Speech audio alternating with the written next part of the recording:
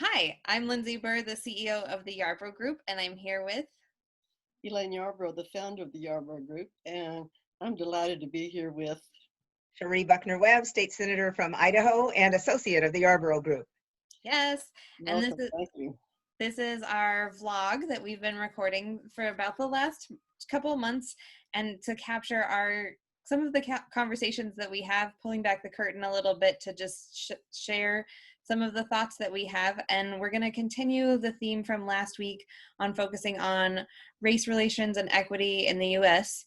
And we've teed this up just slightly differently, where we have a kind of question and theme overarching the conversation today, where we're going to be discussing what have we been doing that we want to stop doing, and that is coupled with what are things that we want to start doing.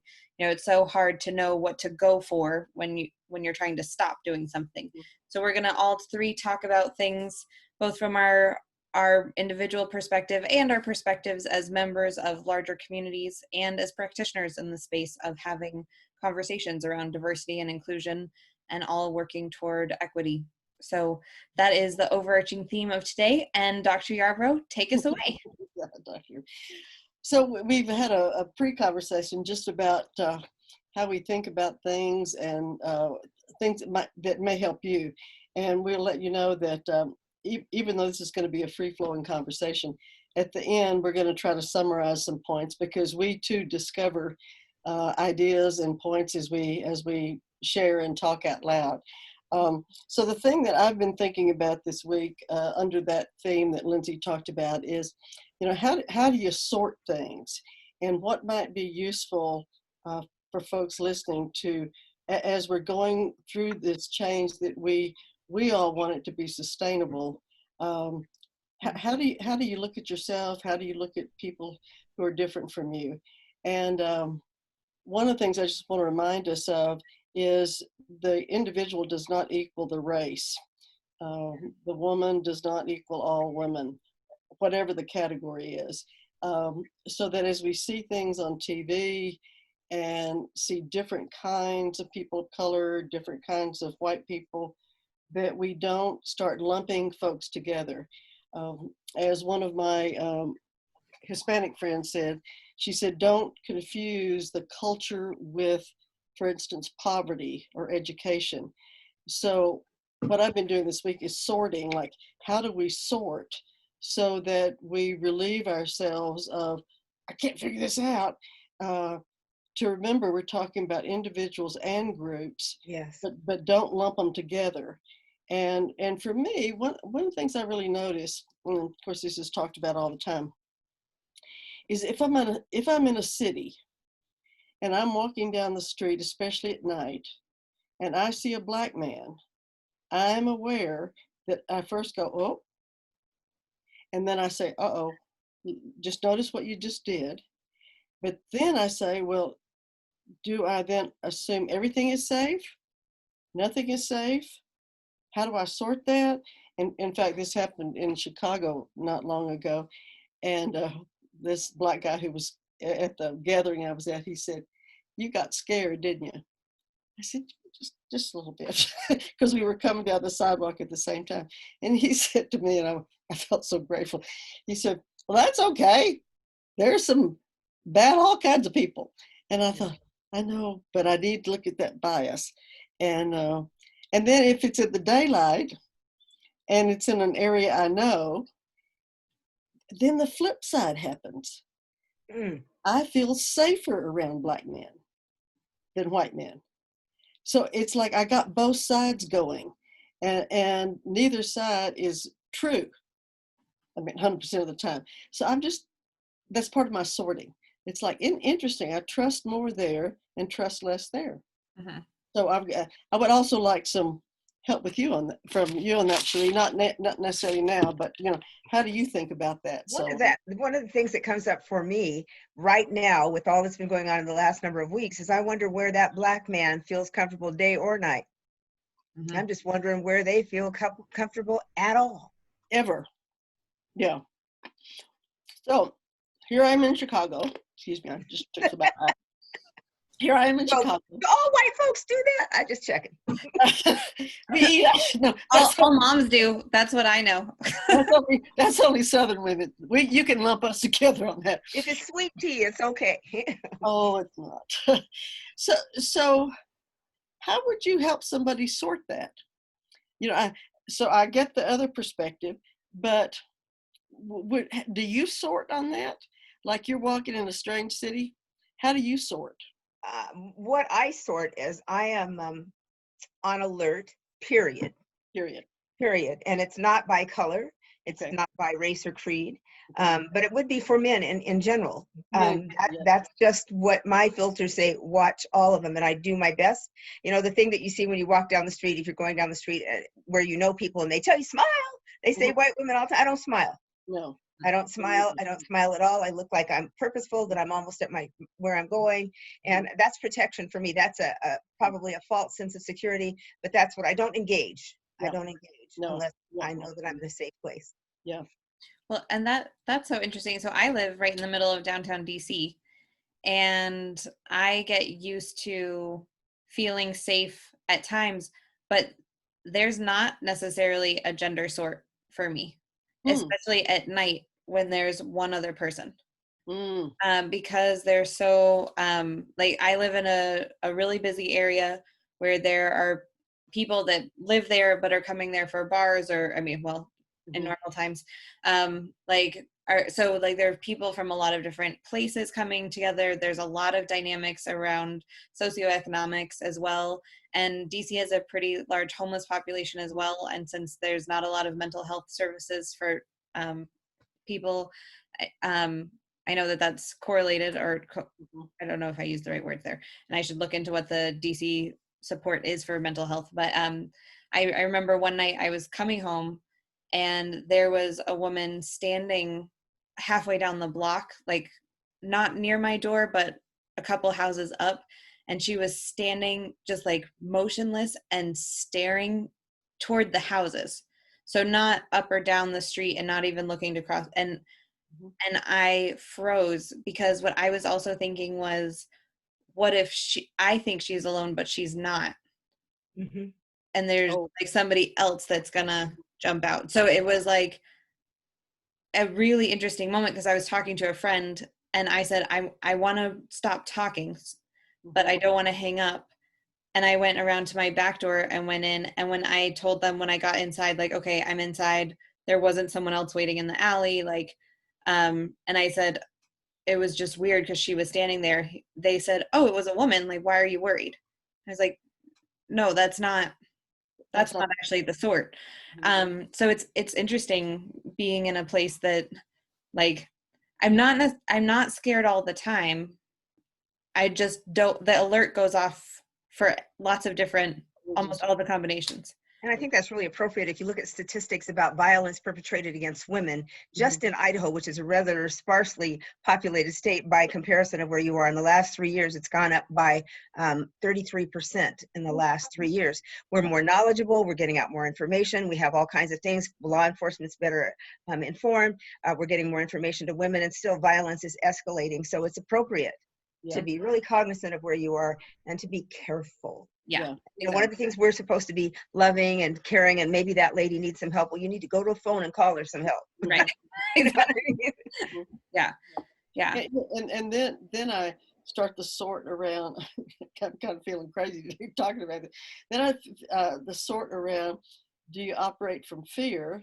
Well, sometimes you should be afraid. I mean, you know, so, but how does it not become a racial stereotype or something that gets set up with the police, that if they're afraid of black men, then they're more violent toward black men. So I just think there's a lot of learning and self-exploration on this. So, but I think if we're talking about women in particularly, we really have to make our number one purpose the person we're talking about. That would be the three of us, or the other woman that's walking down the street. And we know that within the system, there are things that we can't impact right at that moment. So we can do our work with the system before we put ourselves in that predicament. And I think that's what women do, though. We try to take care of so many. And so that's why that prioritization is what goes on. We've been taught to do that, but we know we can no longer do that and be safe in our communities. Right. So safety key. And you were talking earlier, Cherie, about when you come from a survival perspective, what kind of things do you do to protect yourself for that survival that you'd like to stop doing because it's exhausting, it puts you It is. down, it doesn't lead to equity? I'd be real interested in some of those things. Thank you. For some that don't have to walk in the shoes that I'm talking about, for example, as a woman of color, it may sound foreign. What do you mean survival? Do you think somebody's going to take your life? No, but they may take my soul, my spirit. And one of the things I have to stop doing is going way out of my way to make people feel comfortable around a Black woman or a Black that they've never been around. And I mean, like saying, yes, that's fine, when I really want to say, hell no. I don't mean that I have to use that language. Or is it all right with you if I call you this? Is it all right if I say, well, you know, when we have these Betty Fors, I remember my old colored mammy used to do that. And if that's offensive to me, I don't mean I have to make a big play, but I could say that didn't work for me, or I can do it later. In the workplace, we often allow things to go unsaid in service to our manager, our supervisor, somebody in a superior position, trying to keep the peace, keep the peace. And part of that is because we fear retaliation. Yes. Or we fear being seen. They're always got a chip on their shoulder, those Black women, or they're not part of the group, all kinds of things. Our silence is part of our downfall. Yeah. I want to stop making everybody else comfortable at my discomfort and eating away my spirit. Yeah, and it's a great expense. And so you would therefore like to then be more outspoken about what you prefer, don't prefer. What would you like the response to be? I don't expect it to be, oh, that's perfect, I got it. I would hope that the response would be, or I would even offer, can we talk about this later? I don't want to do it in the time frame that may be inappropriate. I would like somebody to say, I don't agree, but I'm willing to listen, and vice versa, or we can converse. I don't want to get them told. I want to have a conversation so I can explain where that comes from, because it will be illustrative for them in interactions with other people like me or unlike them. That's what I would like. So reaching out to have a deeper conversation so that you feel safe in explaining where that comes from. Because at this age and stage, one of the things that happens sometimes with me is it make me want to holler, throw up my hands. That's, Stevie Wonder, because I'm really feeling that inside. And then I want to say, don't you know, an educated, well-informed leader in the business environment, pillar of your community, you know better than this. And that's the thing that goes off in my head. But that's not what I can say. So if we could have a conversation that give me time to calm down and get together. But it's really terrible. Those kinds of things that are just fighting with each other. Part of you just wants to get angry, and you can't be angry. But and it's not their fault only. We have been in service to that kind of behavior by continually saying it's just fine. Yeah.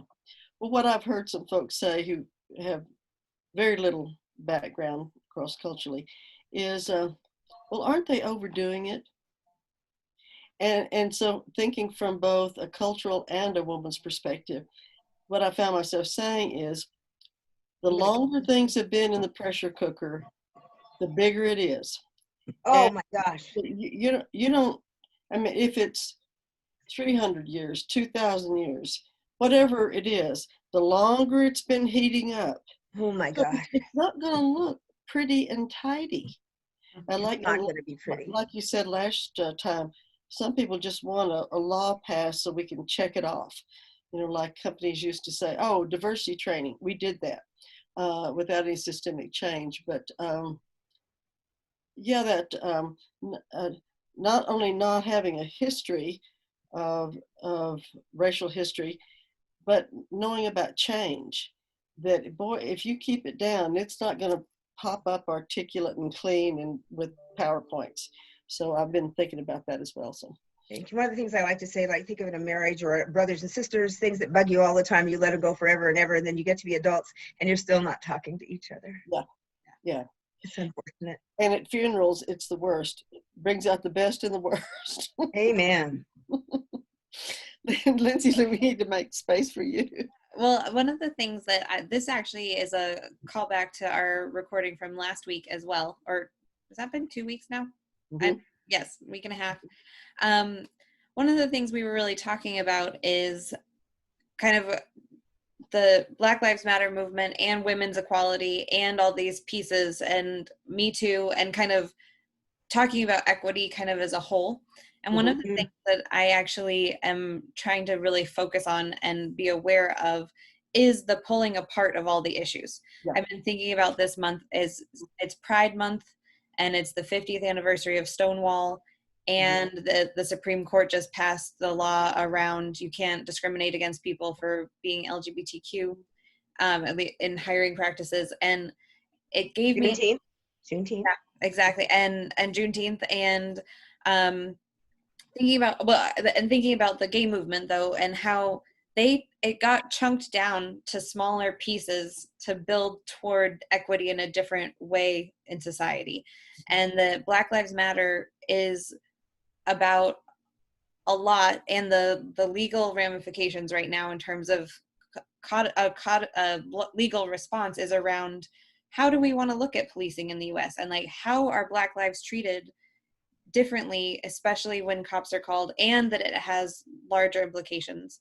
And like the tying back to like the Me Too movement wasn't about pay equity, it was about sexual harassment. And a lot of laws got passed, or companies started looking at what are our structures around women and safety and sexual harassment.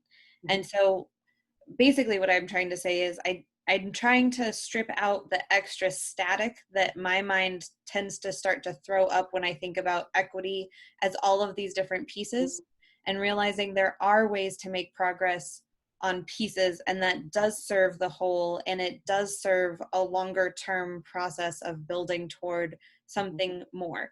And so it's about trying to pay attention to what each piece means, knowing it's all a part of the bigger whole, but not letting the sentences kind of run away with, because I'm frustrated about all of the pieces. That doesn't mean I can't sit in one of the pieces and really think about or talk about what needs to happen around each piece without smushing them all together. So because I think that that's a precursor to the way in culture we go from Black Lives Matter, All Lives Matter, Blue Lives Matter, because people, it's like, it's not about, we can still respect policing efforts and want Black Lives, like that Black Lives Matter, like say, but that's not, by saying All Lives Matter, Blue Lives Matter, it's like the static that gets thrown out that strips out the meaning of where we started, which is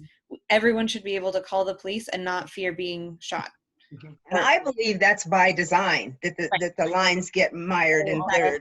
So we can disrespect what one's doing. But I'm going to tell you, I got some family that's Black and Muslim and gay and all kinds of things all together, and female. I mean, I'm just using that. I'm not talking necessarily family of origin, but we've got to realize that all those things count in their lives. And if we continue to say, nope, we got to only segment here, nope, we only got to segment there, that's BS too. Exactly. So yes, so it's not yes or yes. I love the polarity management, which you guys first introduced me to 100 years ago. It's yes and yes and yes and yes. Exactly. And not either or. Exactly. And I think what I felt like that's what I was doing, like that. Yeah. And I got a little excited. No, it's good. Well, so I think I thought I was doing that, but I wasn't. I was getting frustrated with, like we said it last time, like why weren't there a bunch of men at the Me Too marches? Because getting frustrated by not feeling that support. But at the same time, like I can be mad about that and focus on different pieces right now and bringing those in. So I think that's a thing that I'm trying to focus on, a thing that I want to stop being part of the static for static's sake and be part of the and as appropriate and different timing. So that's one of the things I've really been thinking about since we recorded ours last week.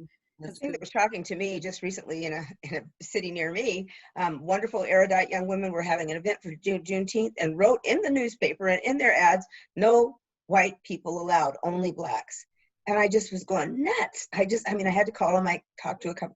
I was thinking, okay, their families are made up of all kinds of folks. So say I have a child or a cousin or an aunt, and I'd like them to go and see part of my culture and be part of my culture. But you said, oh no, they can't come. So how do we ever get to resolution if another one group is so apart and away from the other? It's oh my gosh, it's opportunity. Right. What was the response? Was it opened up? Well, they have stuff for just white people. I know they do. And you are protesting that in every way, every day. There has to be some coming together. It doesn't make one or the other disappear. And it doesn't diminish the message, but it's important that we develop allies. And so we can stand strong to go to those entities that we can do to break those barriers, you know? I mean, did it get reprinted? I mean, No. everybody allowed? No. No. So what happened is other groups did other ones, but I was just really, and they didn't even think of that. But they said, well, it's too late now. Yeah. Well, and I think that's also a developmental issue. It's I think there are times Organizationally, yep. Yeah, well, and personally. So there are times, I believe, and I'll check this with you, that the same want to be together. Like, I want to be in my all women's groups, and then I want to be in mixed gender groups, and then so you and I have worked so long on the what networks, you know, the people of color network, ERG networks and all that. They changed the names 3 or 4 times, so that's it, Lindsay. When you've been doing this work so long, it's like, what? So many different names. I know, I just thought that was funny. We worked so long on the, what's that? But I knew right away. I knew right away. Well, I was trying to remember the new term. It's like, oh, you know, when the sames get together. Yeah. So there's a place for that, but you know, like say when you go to something like Juneteenth, when it's such a great opportunity to share different interests and see what happens. And cultures. Cultures that, that makes me sad. To be immersed in a culture, you may never get another opportunity to do that. Yeah, well. And I think about that, back to my wedding, of my now ex-husband, but all of us have at least one. Exactly. Actually, yep. And so that, like, one of the things that really mattered to me was that we didn't have the Indian wedding in Virginia and the white Quaker wedding in Colorado. Like, that I wanted everybody together to experience something so different. And even for most of the white people, the Quaker wedding was a bit of a surprise. And so it was a bit of a stretch. Yeah, there were like 5 people who were like, yeah, I've done this before. I had never been to a Quaker wedding or an Indian wedding, and I've done both. But just thinking about that there are a few moments where we get to see other cultures stepping into their full celebratory strength, because we only get little pieces here and there. And that, I remember that really mattering to me. And it was such such a good party. It was a great party. But I got all the pictures. I love it. So, like, I mean, just thinking about, like, and I remember talking to my ex-in-laws about having Diwali celebrations at work. And I said, well, you know, what do the white people think about that? And they're like, well, they're not invited. And it was like, but the expectation was because they wouldn't want to come. Oh, right. Oh, okay. And like that interesting feeling of, why does it matter to share my culture? Because the people won't want to share it back. And I think that that's kind of a neat moment right now of figuring out how to celebrate different pieces together. You really helped me with that, because in a lot of instances when I was younger, people say that white folks want to come and see Black folks sing and dance like it was a show, you know, and some of our, even in our, you know, I mean, you didn't want to put on a show, you were worshiping or whatever it was. And then after a while we figured out this is a way to make some money. Let's put on some singing and dance and have them come of it. But I mean, it depends on the venue too, whether it was in my church or my this or my that. But I didn't even think about that part of it. So thank you for that. Yeah. Well, I was thinking back to when we first started, you know, our in-depth diversity work. And, you know, I'd see all these lists of, I like developmental models, but, you know, it would be like, serve different food in the cafeteria at work. And, you know, or celebrate this particular celebration at work. And I remember really poo-pooing that, like, oh, for God's sake. People have not eaten other food. People have not been to different celebrations all over the world. And I thought, that's the weeniest thing I've ever heard.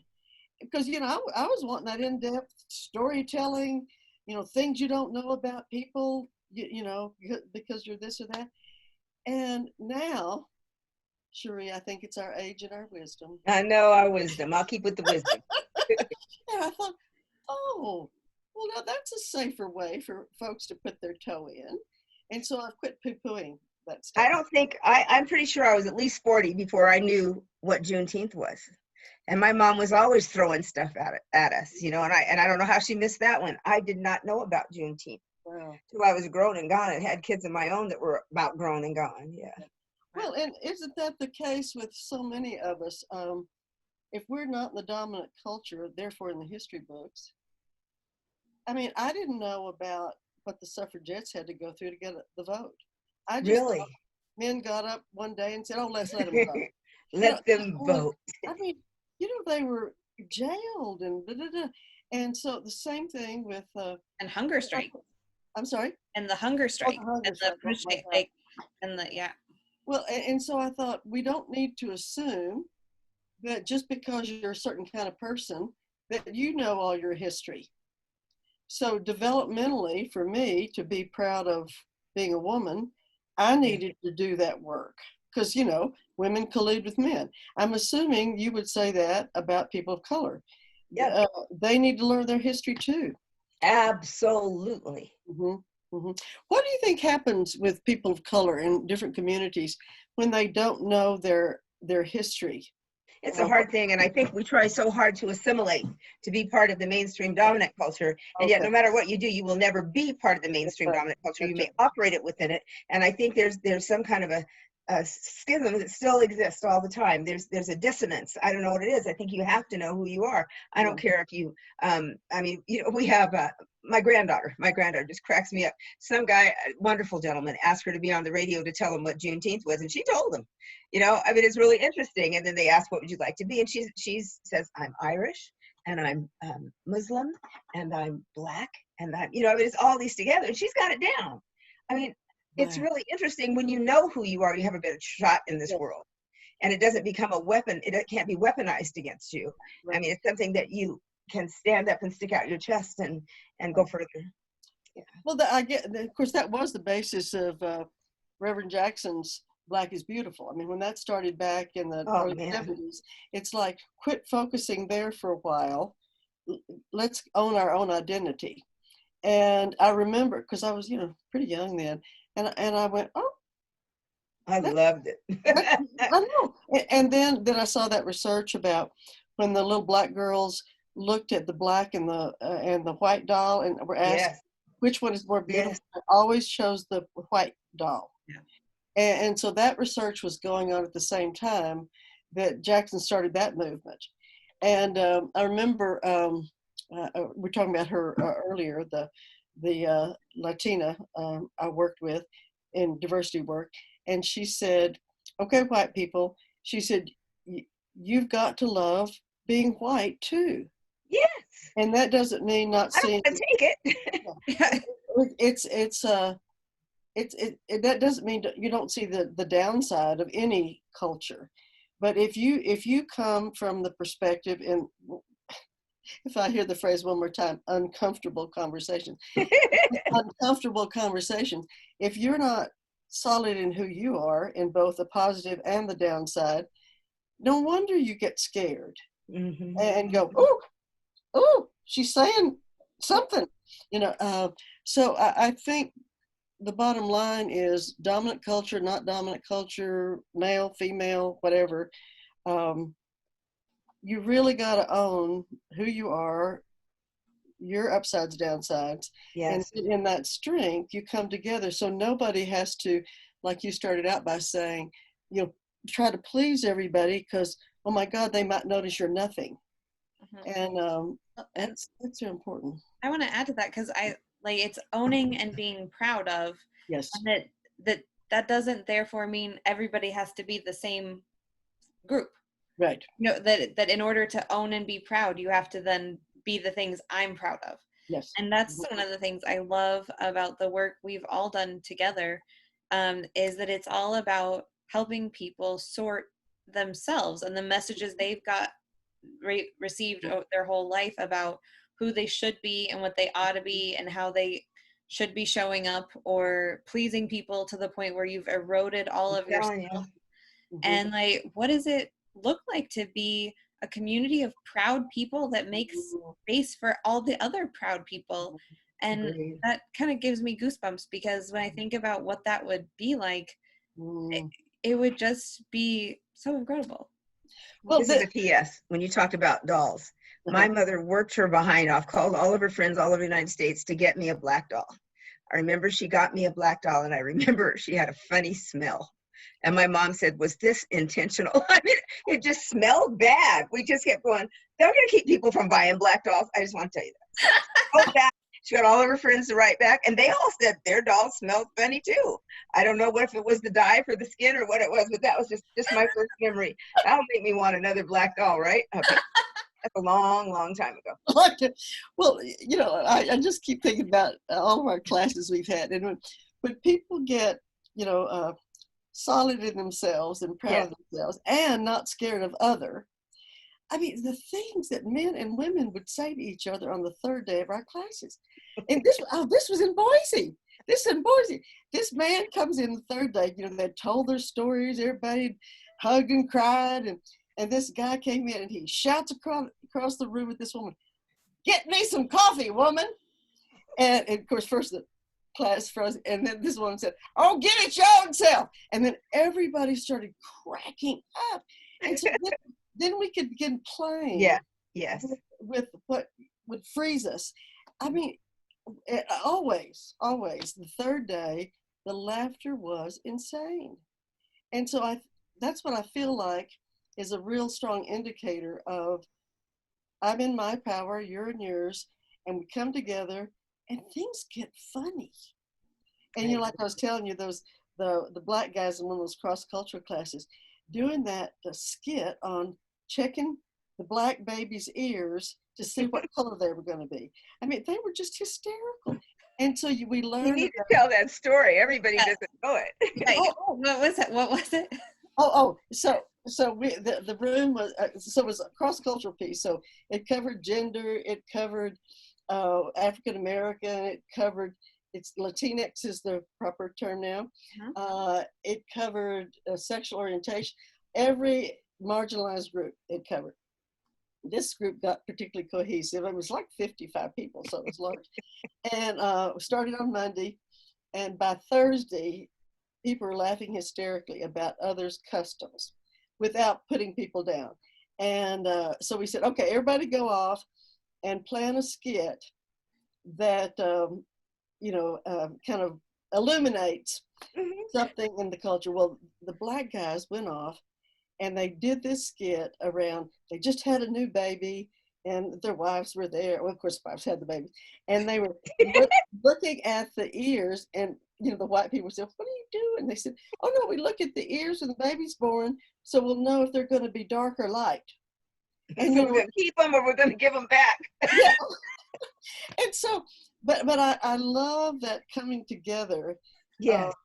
Everybody can settle down because nobody's going to do everybody in. And to your point, Cherie, when you have enough power, like you said, you know, at your stage of life, been very successful, been in the legislature, been in change and activism your whole life, there's a settling that you go, I know what is, I can speak it, I really sort that.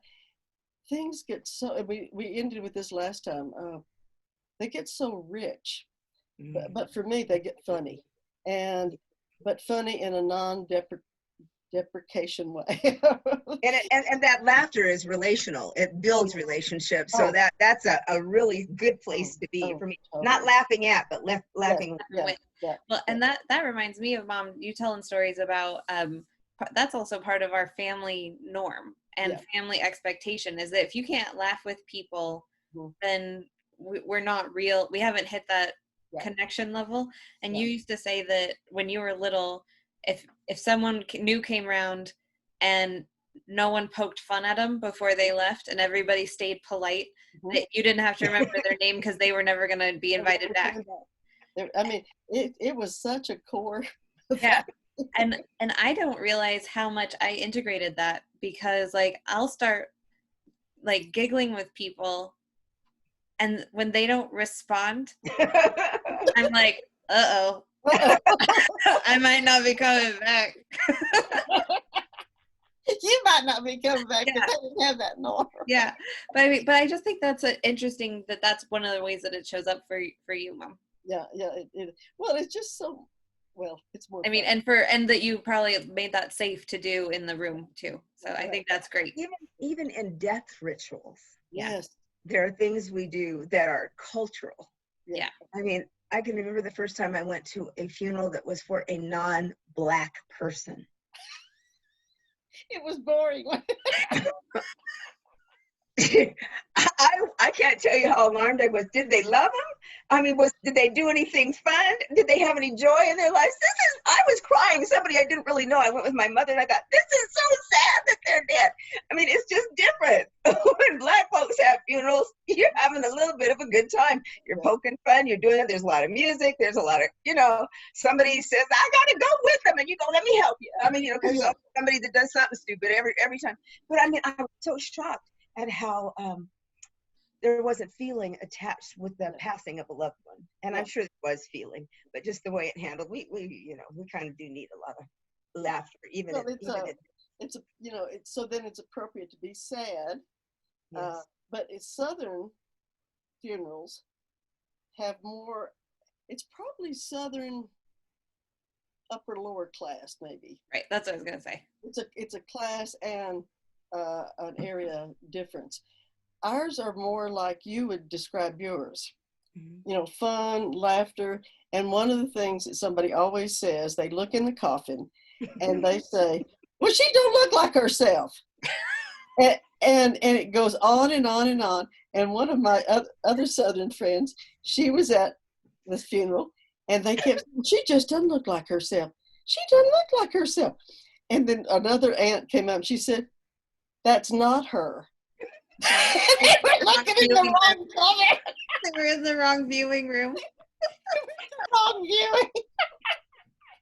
And of course, then that became so. Anyway, I mean, every culture slice, they have the way that they feel comfortable. But then we're back to, and when we learn from each other, just slip into it. It's lovely. Well, I think that we are heading up on time, y'all. So we were gonna, I know that's an abrupt stop. So but we talked about doing a sum up of I call that part of white world. It works. Oh, good. Yes. Time is up. We've giggled. And I have been afflicted with that. So I am there. I'm with you. We're working together. We're going to summarize kind of one or two things that either we want people to remember or that we're taking away from this conversation. Mm-hmm. For me, it was to stop doing things to my detriment, and that's making people comfortable because it's inauthentic and it's not helpful to our relationship. Yeah, and like you said, then your soul leaks out. Oh boy, boy, it robs my soul. Ooh, well, I didn't start reflecting on this, but now I am. It's like there are levels that are okay when you don't know, are new to, and awareness that I've quit making those, that's too light, So whatever place people are stepping into, that open-hearted intention to say, I don't know. Yes. And it's okay to go step by step. That's okay. And so I need to be more supportive of that. Yeah. Mm-hmm. And mine is a real awareness of, you, Dr. Yarbrough, raised a very proud daughter. So thank you for that.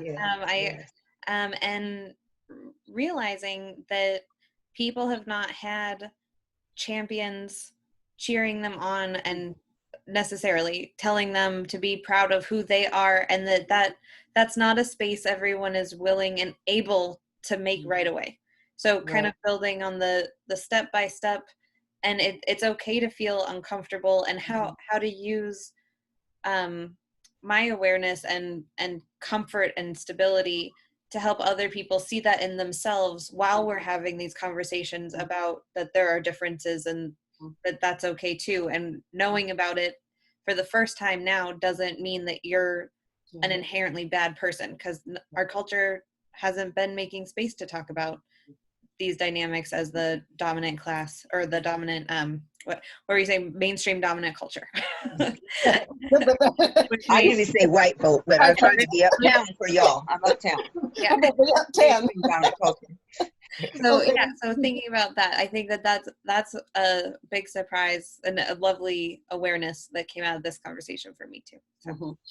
Well, I just like reminding myself that everybody needs to come in their strength while being aware of their blind spots. Right. I mean, it's like everything we teach, isn't it?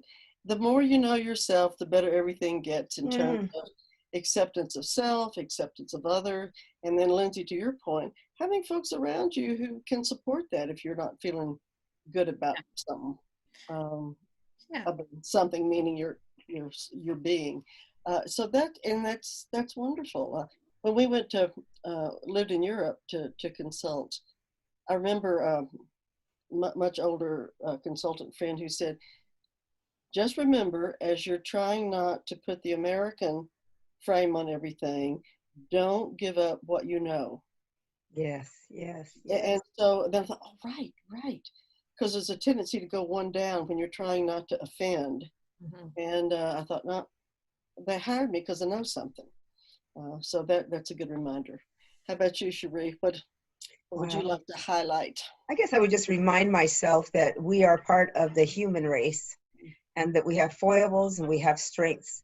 And if we could kind of leveraging what you're talking about, if we would not be ashamed of our weaknesses or our strengths, we should be comfortable in all those, and the ability to call them out and to state them publicly. I don't mean to be some long-suffering diva or anything. I'm talking about strengths or weaknesses gives the people with whom we interact the same opportunity. And what you started out with too is, which is really hit me when I was talking about that awareness of that bias around fear around Black men at night in an unknown city, and your statement about, well, there's no place he feels comfortable. And it's like, right. So that not only asking and having a conversation, but going, wait a minute. That doesn't mean don't sort about safety. Yeah, don't be stupid and go run and hug him. Run real fast. I'm coming for you. I meant hugs. That's not weird. I would probably run the other way. You're my sister. I'm trying to look out for you here. Don't do it. And I do think that's one of the things that Black people have a hard time with. Is like, okay, I'm not supposed to be afraid of whatever, so I'll just go do something stupid. So, hey, buddy, come on home. I'm sorry. Next room. Of course, I do that, but and so that kind of ends up our what I started with is sorting. Sorting from a place of pride, developing relationships, and we have to reemphasize too. When we getting on with each other, there is fun and laughter and learning. Yeah. And it's so wonderful. Part of growing in grace. Oh, thank you. Oh my goodness. I think that says it. And Lindsay, thanks for thank you both getting us together and you're welcome, shepherding us through this. I love you guys. I love you to death. My sisters. And, love you. I'm all so right. Thank you guys. Okay. And do we get to do another one? Yeah, well, let's talk about that. I think. All right, I'm gonna stop the recording, but Mom, don't hang up on the meeting like you did last time. Okay. Thanks, do you everybody. have to expose it like that? I did. Sorry. Yes. I did. I just went, oh. Okay. Bye. No. So thanks everyone for coming to our Catch Fire vlog. Hope that you enjoyed it, and we'll be doing another one soon. Sounds like. Okay. Thank Bye. you.